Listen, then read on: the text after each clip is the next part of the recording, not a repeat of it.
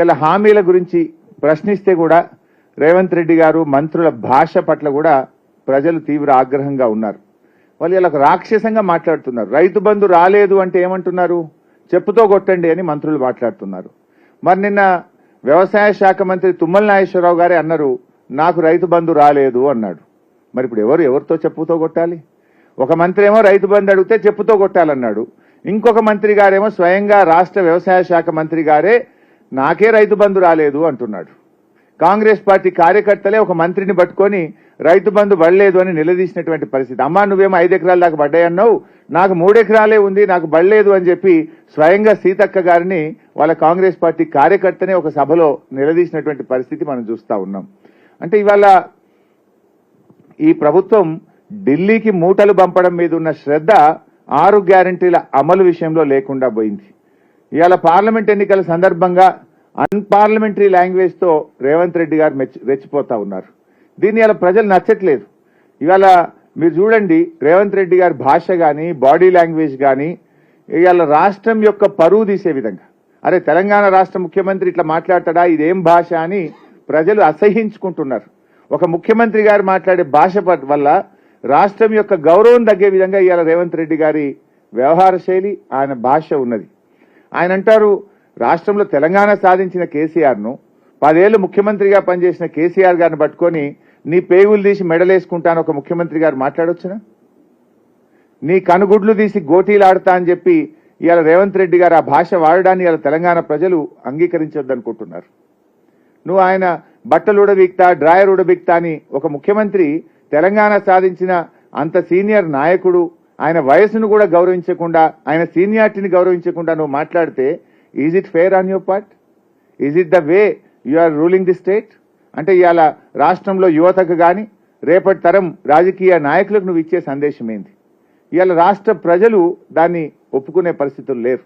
ఇలా కేసీఆర్ గారి పట్ల కానీ మీరు వాడుతున్న భాష పట్ల, మీ యొక్క బాడీ లాంగ్వేజ్ పట్ల, నీ యాటిట్యూడ్ పట్ల ఇవాళ రాష్ట్ర ప్రజలు తప్పకుండా తగిన గుణపాఠం చెప్పేటువంటి పరిస్థితుల్లో ఇవాళ ప్రజలు ఆలోచిస్తూ ఉన్నారు. ఎందుకంటే ఆయన ప్రయత్నం వల్ల కూడా మీరు చూస్తే కేసీఆర్ గారు ఏం చేస్తే దాన్ని రివర్స్ చేసే ఆలోచనలో ఉన్నాడు. ఇలా కొత్త జిల్లాలు ఏర్పాటు చేసి పరిపాలన వికేంద్రీకరణ జరిగితే ఈయనంటాడు జిల్లాలు తీసేస్తా అంటాడు. ఏ జిల్లా తీస్తావు? జిల్లాలు తీస్తే ప్రజలు ఊరుకుంటారా? జిల్లాలు తీయడం ద్వారా నువ్వు ఏం మెసేజ్ ఇవ్వాలనుకున్నావు? ఒక కొత్త జిల్లా వస్తే ఇలా భూపాలపల్లి జిల్లా వచ్చింది, అక్కడ ఏం బెనిఫిట్ వచ్చింది? అక్కడ ఒక మెడికల్ కాలేజ్ వచ్చింది, ఒక జిల్లా ఆసుపత్రి వచ్చింది. జిల్లా రావడం ద్వారా ఉన్నత అధికారులు వచ్చి అక్కడ అడ్మినిస్ట్రేషన్ ఫోకస్ రావడం ద్వారా ప్రజలకు పరిపాలన దగ్గరగా వచ్చింది. దాన్ని తీసేయాలనుకుంటున్నారా మీరు?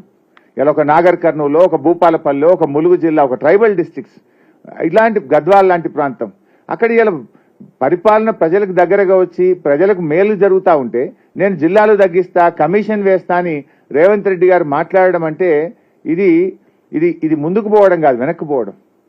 ఇది సరి అయినటువంటి పద్ధతి కాదు. అంటే ఒక గుడ్డి వ్యతిరేకతతో, కేవలం పగ ప్రతీకారంతో ఇవాళ ప్రభుత్వాన్ని నడుపుతున్నట్టు కనబడుతుంది తప్ప మేము గత ప్రభుత్వం కంటే మేలుగా పనిచేస్తాము, బాగా పనిచేసి పేరు తెచ్చుకునేటువంటిది ఈ ప్రభుత్వంలో కనబడతలేదు.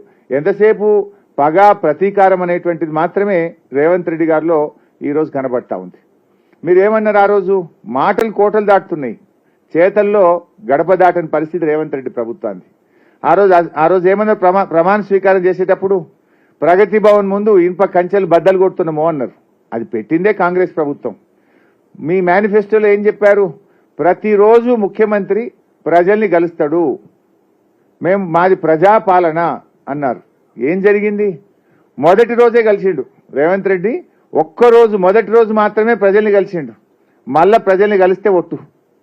రెండవ రోజు మంత్రులు పోయిండ్రు, వాళ్ళు ఒక 2 రోజులు కలిసిండ్రు.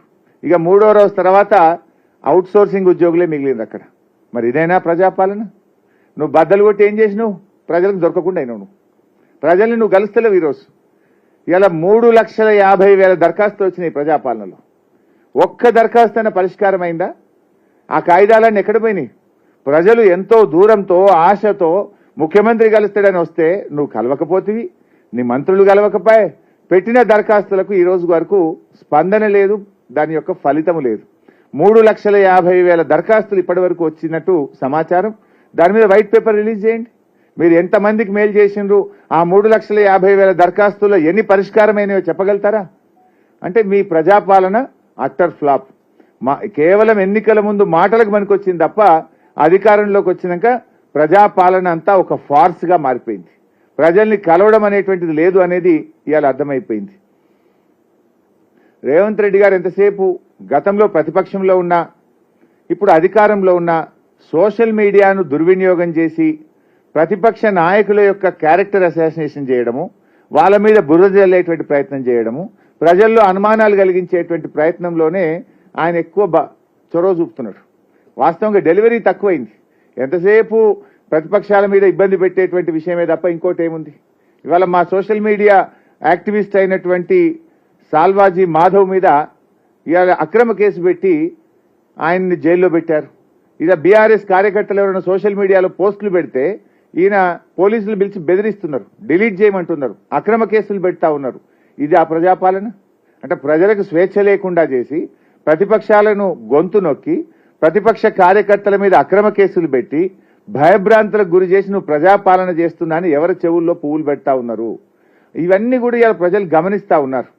గతంలో నువ్వేమన్నావు? పార్టీలు మారే వాళ్ళని రాళ్లతో కొట్టి చంపాలని మాట్లాడినావు, రాళ్లతో కొట్టాలన్నావు. ఇవాళ ఏం చేస్తుండ్రు? ఇవాళ అప్పుడేమో ప్రవచనాలు చెప్పిండు పార్టీలు మారే వాళ్ళను రాళ్లతో కొట్టాలని. ఆ ప్రవచనాలు చెప్పిన రేవంత్ రెడ్డి ఇలా ఎడాపెడా కండువాలు కప్తూనే ఉన్నాడు.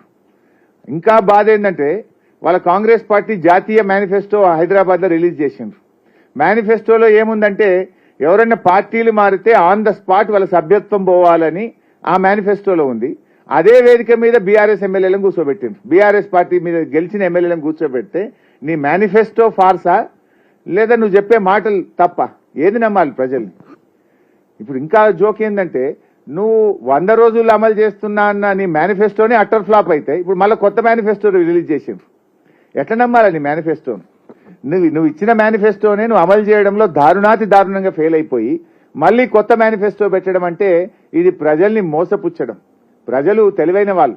ఒకసారంటే నీ మాటలు నమ్మొచ్చు, మోసపోవచ్చు, కానీ ప్రతిసారి ప్రజల్ని మోసపుచ్చుతా అంటే అది జరగదనేటువంటి విషయాన్ని ఇవాళ రేవంత్ రెడ్డి గారు మరి గుర్తుపెట్టుకోవాల్సినటువంటి అవసరం ఉంది.